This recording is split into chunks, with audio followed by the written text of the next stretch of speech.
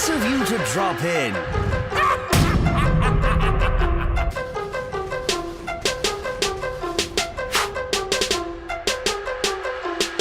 Hello people, I am the Comic Book Gamer. Today I'm going to be talking about Dick Grayson in the New 52 because he is one of my favorite heroes and he's also been on a big journey in the New 52. Like his character arc throughout all his series it's been pretty big. But also, he's one of the easiest characters to follow in the New 52 because he's not spread throughout like 5 different books, like say Superman, who's in like Superman, Action Comics, Superman, Wonder Woman, Superman, Batman. He's in tons of books to where Dick Grayson's only been in one at a time.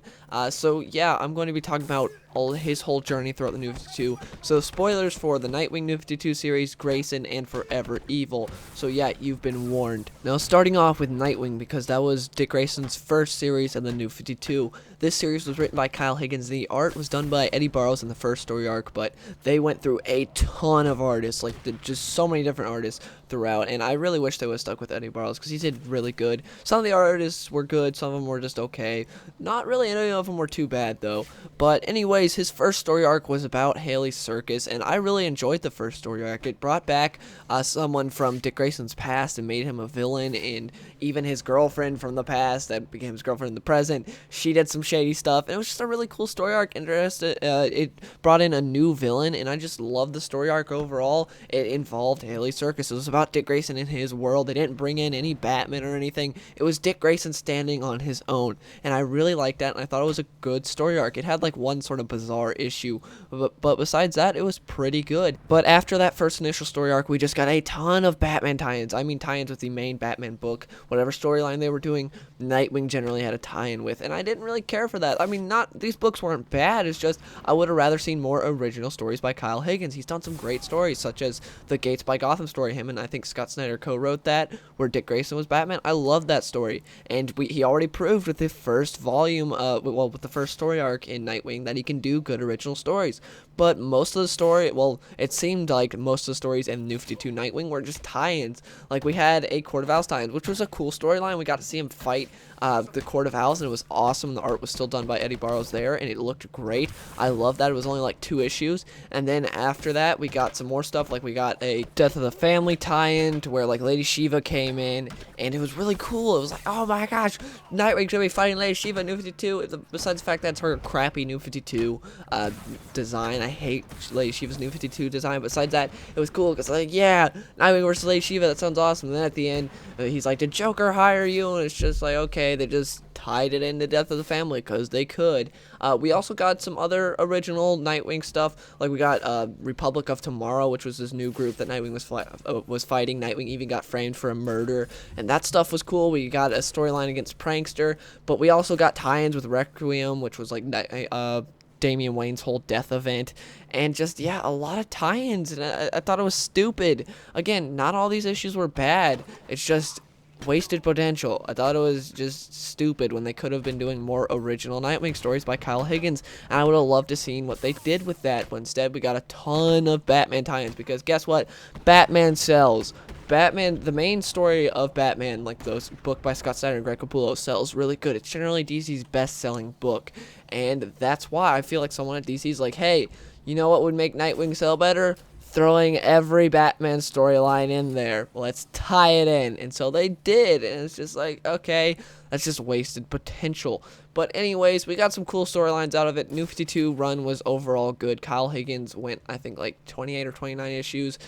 He wrote like almost all except for like 1 or 2 issues of the series, because towards the end someone else took over, and then they went into Grayson, because what happened was, in Forever Evil, Dick Grayson got captured by the Crime Syndicate, and the Crime Syndicate revealed his identity to the world. And so after Forever Evil was over, Batman's like, hey, I got this gig for you with Spiral. And so he went over there sort of working for Batman, because Spiral was figuring out all these different heroes' identities, and Batman wanted to know what they were doing because they're a real shady corporation.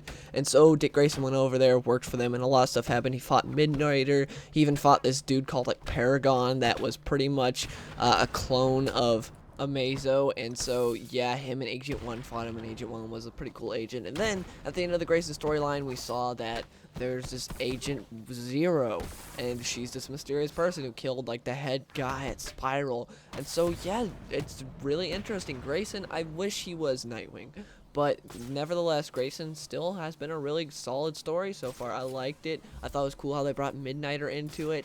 And yeah, I've really enjoyed Dick Grayson in New 52 so far. And again, he's a really accessible character for anyone who's looking to get into New 52.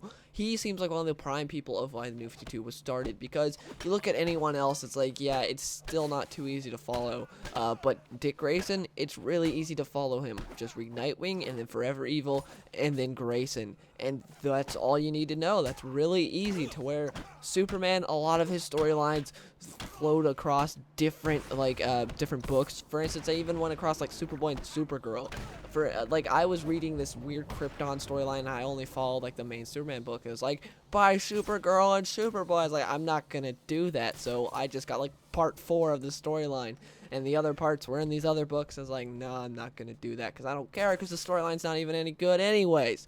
But for Dick Grayson, it's really easy, and that's like one of the good things about the New 52, and he's been really good throughout the New 52. Like, there have been very few issues that I did not like with that were, you know, part of Dick Grayson's book.